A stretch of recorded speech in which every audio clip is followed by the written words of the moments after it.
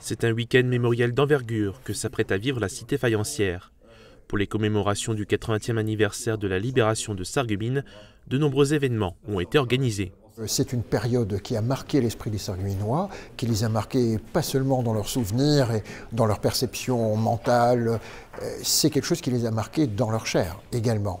Alors c'est l'occasion de revenir un petit peu dans le passé, de revisiter cette période-là, mais c'est également un moment qui se veut tourner vers l'avenir, puisque c'est un moment qui va nous faire réfléchir quant à des valeurs qui sont celles qui interrogent la société d'aujourd'hui, dans ce qu'elle entend autour d'elle.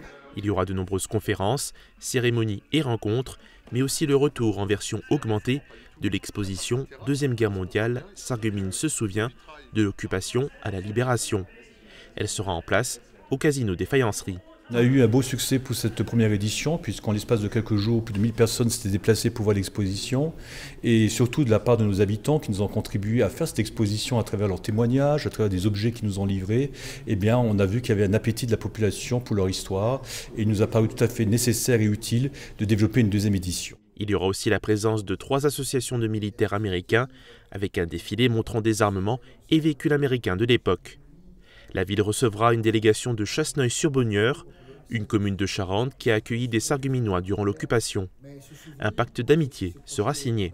Extrêmement important de faire vivre la relation qui nous lie à Chasseneuil, d'abord parce que, en confrontant les témoignages, eh bien on se rend compte que les regards sur cette même réalité qu'était la guerre à l'époque, sur la même condition de réfugiés ou d'habitants des Charentes en guerre, etc., que tous ces regards sont complémentaires. Les commémorations se dérouleront le week-end du 7 et 8 décembre. Tous les détails sont à retrouver sur le site de la ville.